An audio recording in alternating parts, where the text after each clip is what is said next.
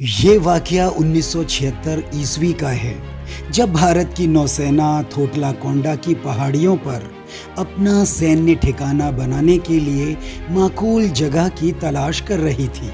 लेकिन उसे वहां सैन्य ठिकाना तो नहीं मिला, बल्कि कोई 2000 साल पुराना बौद्ध ठिकाना जरूर मिल गया। थोटला कोंडा समुद्र के किनारे समुद्र तट से 128 मीटर ऊंची पहाड़ी पर विशाखापट्टनम से 15 किलोमीटर दूर है। हालांकि थोटला कोंडा तेलुगु नाम है। यह टोटी यानी कि टब और कोंडा मतलब पहाड़ी के संयोग से बना है, जिसका मतलब है टबों की पहाड़ी। पहाड़ी के ऊपर बौद्ध भिक्षुओं को नहाने और पीने के लिए पानी इकट्ठा करने के अनेक टब बने हैं, लेकिन 2000 साल पहले इसका नाम सेनगिरी था। यह तथ्य वहां से मिले ब्राह्मी में लिखित अभिलेखों से पता चलता है। सेनगिरी प्राकृत का शब्द है, जिसका अर्थ शयन पर्वत है। ऐसा इसलिए कि यह बौद्ध भिक्षुओं का निवास स्थान था। प्रसिद्ध भाषाविद और बौद्ध इतिहास के ज्ञाता डॉक्टर राजेंद्र प्रसाद सिंह का कहना है कि भारत की नौसेना के हवाई सर्वे में सैन्य ठिकाना तो नहीं मिला, मगर वो सेनगिरी मिल गया, जो युद्ध का नहीं बल्कि शांति का प्रतीक था। समाचार पत्र द हिंदू में छपी बी मधुगोपाल की एक खबर के मुताबिक सन 2019 में मानसून के कारण बौद्ध स्तूप आंशिक रूप से क्षतिग्रस्त हो गया था, लेकिन इसे सन 2021 तक करीब 42 लाख रुपए की लागत से फिर से बहाल कर दिया गया था। प्राचीन काल में थोटला कोंडा कलिंग साम्राज्य के आधिपत्य में था। यह स्थान श्रीलंका और दक्षिण पूर्व एशिया के तमाम हिस्सों के बौद्ध श्रद्धालुओं के लिए बौद्ध धम्म के प्रचार और प्रसार का एक महत्वपूर्ण स्रोत था। इसके साथ ही यह जगह गहरे समुद्र को पार कर भारत आने वाले सभी यात्रियों के लिए प्रवेश द्वार की तरह भी काम करता था।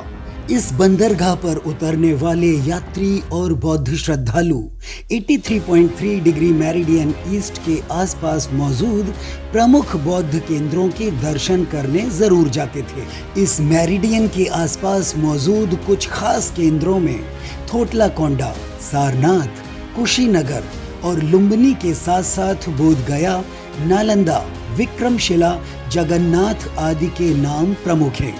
इन्हीं स्थानों से होकर बौद्ध संस्कृति, कला व स्थापत्य शैली दक्षिण पूर्व एशिया तक पहुंची थी।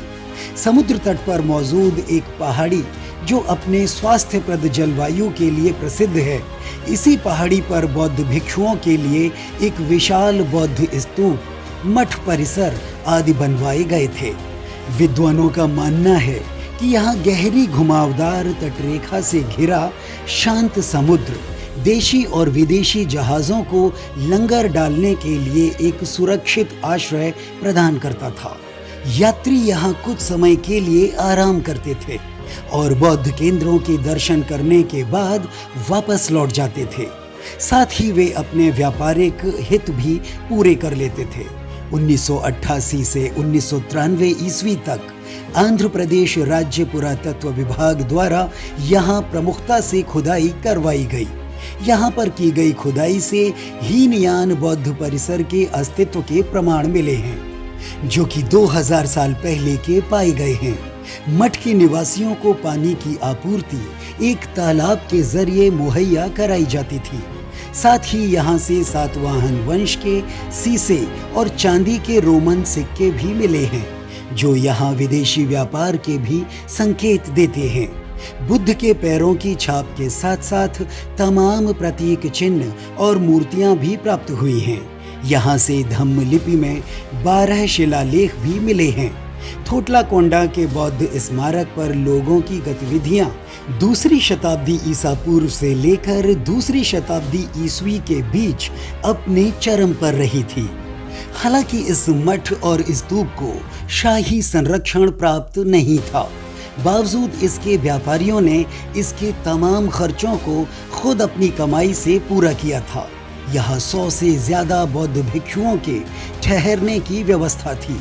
यहाँ जलते हुए विशाल प्रकाश स्तंभों की श्रृंखलाएं भी मौजूद थी, जो समुद्री यात्रियों के लिए मार्गदर्शक का काम करती थी। यहाँ आगंतुकों को भोजन, कपड़े, दवाइयाँ आसानी से मिल जाया करते थे। तीसरे शताब्दी के बाद थोटलाकोंडा का पतन हो गया था। इस मठ में गौतम बुद्ध की पूजा मानव रूप में न होकर पदचिन्ह और कई तरह के अवशेषों जैसे प्रतीक चिन्हों के माध्यम से की जाती थी। ऐसी ही रोचक जानकारियों के लिए आप हमसे जुड़े रहें और हमारे चैनल को सब्सक्राइब कर लें। तो आज की वीडियो में सिर्फ इतना ही। मिलते हैं फिर किसी नए टॉपिक के साथ।